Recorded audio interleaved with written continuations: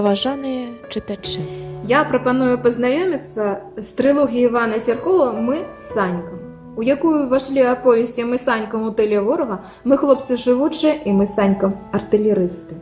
Іван Кіраевич Сірков часта расказваў пра дзяцінства, якое прыйшлось на гады Вялікай Адчайнай вайны. І кожная гісторыя пачыналася са слоў «Мы з Санькам». Тады калегі-журналісты прапанавалі Івану Кіраевичу занатаваць гэтыя маленькія расказы. Так і з'явілася аповесць для дзяцей. Твор заснаваны на рэальных падзеях, бо аўтар расказваў на кніжных старонках тое, што адбывалася з ім яго роднымі і аднавяскоўцамі. Замяніў толькі назву населенага пункта. Пакалебічы сталі падрэбічамі ды некаторыя імёны. Выключэннем стаў галоўны герой, найлепшы сябар пісьменніка Санька. Дзве аповесці «Мы з Санькам у тыле ворага» і «Мы хлопцы жывучыя» былі адзначаны высокімі ўзнагародамі ў сферы літаратуры. Яны таксама леглі ў аснову сцэнарыя да мастацкага фільма «Мы хлопцы жывучыя». А зараз я прапаную вам паслухаць адрывак з аповесці «Мы з Санькам у тыле ворага», «А чаго ж я хацеў ад немца». Ранішнюю цішыню, посвіст снарядаў. Яны праляцелі над самымі хатамі, ледзь не зачэпіліся за вербы і разарваліся адзін на поплаве, другі на агародах. Бабуля схапіла вядро, заліла ў печы недагарэлыя галавешкі, выскачыла на двор і скамандавала: «Бягом у бліндаж». Мы ўсе кінулись туды. Сядзім гадзіну, другую, пятую, а наверсе грукоча вайна. Малоціць зямлю цяжкімі цапамі, вытрасае за яе душу. Маці прыхілілася да сцяны і, сціснуўшы зубы, стогне. Зноў у яе усхадзілася сэрца. Глышка зашыўся ў куток на мех з сухарамі, прыціх, быццам і няма яго. Бабуля весь час лае сама сябе, што не паслухалася скока, не разбурыла свінушнік для перакрыцця. А я з самага краю, амаль на выхадзе, накрытым начоўкамі.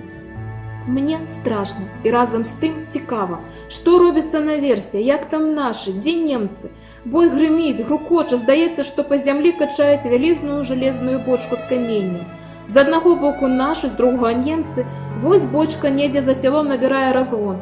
Фашысты налягаюць, і яна коціцца па вуліцах, па хатах, па вербах, па нашым агародзе, каланаючы зямлю. Зараз наедзе на бабульшын бліндаж, раструшыць гнілое ламача над галавой, утопчы нас у пясок. Але тут нашы налягаюць з другога боку, і бочка коціцца назад, грукаючы каменнем па сваіх жалезных баках. На сэрцы робіцца лягчэй. Бабуля: «Ой, господі, усе косці анямелі», прастагнала яна і пайшла ў разведку. Ёй карцела хутчэй паглядзець, ці цэлая хата, ці не здарылася чаго з каровай, ці не псуюць куры грады. Але да хаты бабуля не дайшла. Яна трушком прыбегла назад і падняла нас па трывозе. «Адарка, хутчэй бяры дзяцей ды ў хату. Танкі па агародах ідуць, затопчуць». Маці спалохана вохнула, схапіла за руку анямеўшага глышку, я следам за імі. Танкі яшчэ далёка, на тары, яны трушаць суюць копы з жыта, ідуць напрамкі, не выбіраючы дарогі. Хату, можа, аб'едуць, а ад акна мяне не адцянуць. Толькі маці з бабуляй адвернуцца, а я ўжо і прыліп да шыбы. «Адыдзі, нячысцік!» Адыду, а праз хвіліну зноў. Вельмі ўжо хочацца паглядзець, якія яны немцы. З рагамі злуецца бабуля. З рагамі, не з рагамі, а ўсё ж страшныя. Рассыпаліся ланцугом па агародах, у расхрыстаных мундзірах, на баку жалезныя рабрыстыя бляшкі, на жываце аўтаматы, ідуць, перагукваюцца, цыгарэткі смаляць. Глы на ліф, яблык на дрэве было ўжо небагата. Дзед Міросы раздаў чырвонаармейцам, і мы з Санькам там трохі пахадзілі.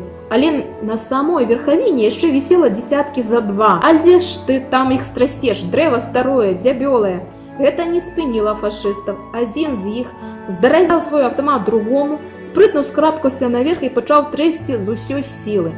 Яблыня захадзілася, захісталася, ніжняя самая развесістая галіна затрышчала, як бы нехаця апусцілася на зямлю.